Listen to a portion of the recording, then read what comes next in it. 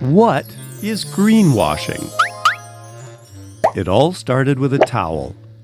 The term greenwashing started in the 1980s. A young college student named Jay Westerveld visited a hotel in Fiji when he saw a sign on the wall of the hotel bathroom. The sign asked people to help save the environment by setting out only those towels that really needed to be washed to help save the vital resources of the earth. Question. The sign that Jay Westerveld saw was in... The answer is that Jay saw the sign in a hotel. This seems like a good idea. After all, who doesn't want to help save the Earth's environment?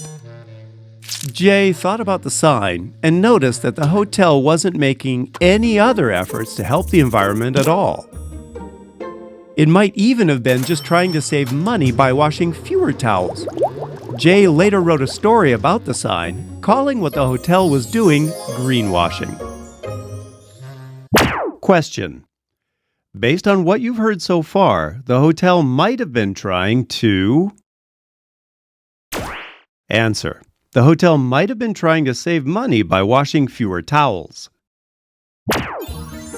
Nowadays, the idea of greenwashing refers to a way that companies try to convince people to believe that the product or service that they are selling is good for the environment, when in reality, it might not always be that way.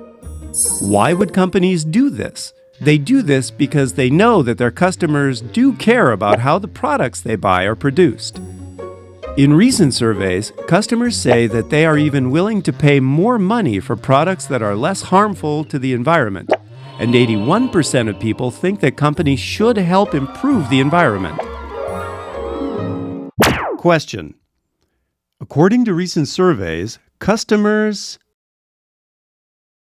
The answer is that customers said that they would be okay with paying more for products that aren't as harmful to the environment.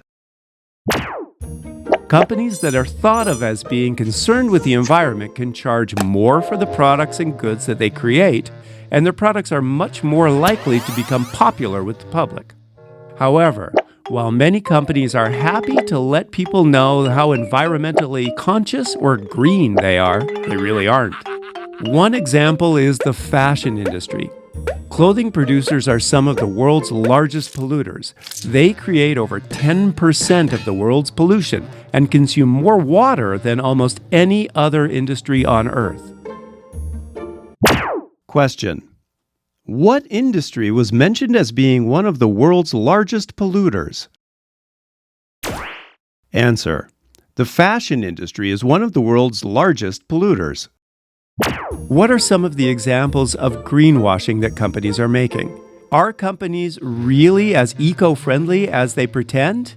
Here are just a few things that you might want to think about when you see a company telling you that they're eco-friendly. 1. Branding and color. Has the company recently changed or updated their logo and colors? Because green is associated with caring for the environment, some companies will add that color to their labels. But are they really? Take a look at this ad for Coca-Cola. Coca-Cola has been ranked as one of the world's top polluters of plastic. Is Coke really helping the environment or even people's health by changing just the color of their label? Question. What color is associated with being environmentally friendly? The answer, of course, is green. Besides being a color, the word green also refers to something that is less harmful to the environment. 2. Recycling. Can the packaging actually be recycled? Companies might say that their packaging can be recycled, when actually it can't. One example is McDonald's. In 2018, when McDonald's stopped using plastic straws and replaced them with paper ones, they were seen as helping the environment. However, the original paper straws that McDonald's used were actually too thick to be recycled. The worst part? The plastic straws that they took away were, in fact, recyclable. The company later promised to fix the issue. Question. In 2018, what type of McDonald's straws were actually better for the environment? Answer: plastic. At the time that McDonald's replaced its plastic straws with paper ones, the plastic straws were recyclable. However, the paper straws were unable to be recycled at that time. 3. Sources.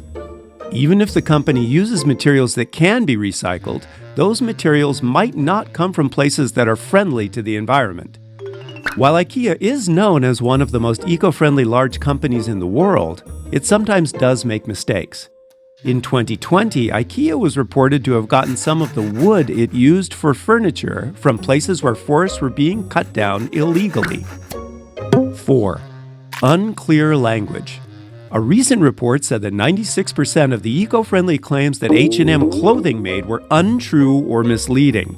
96%. It's not only H&M, though. A great many clothing companies have been shown to make false or misleading claims about how sustainable their products are. Question: in what year was IKEA reported to have used illegally cut wood in some of its furniture? The answer is 2020. In 2020, IKEA was reported to have used wood illegally cut down from forests in the Ukraine. And 5. False tests. Several years ago, Volkswagen admitted that it had cheated in tests for the amount of pollution created by its vehicles. It put special equipment on some of its engines that would know when the vehicle was being tested for pollution. The device would then lower the level of pollution the engine was creating to pass the tests. In some cases, the engines were actually releasing up to 40 times more pollutants than the legal limit. Matching. Which companies were given for each example of greenwashing? The answers are sources, IKEA; false tests, Volkswagen; branding and color, Coca-Cola; unclear language, H&M; and recycling, McDonald's. So there you have it. Greenwashing happens when companies want you to think their products are better for the environment than they really are. Summary. By learning more about how companies greenwash, we can make better decisions about what we buy. The planet will thank us for it.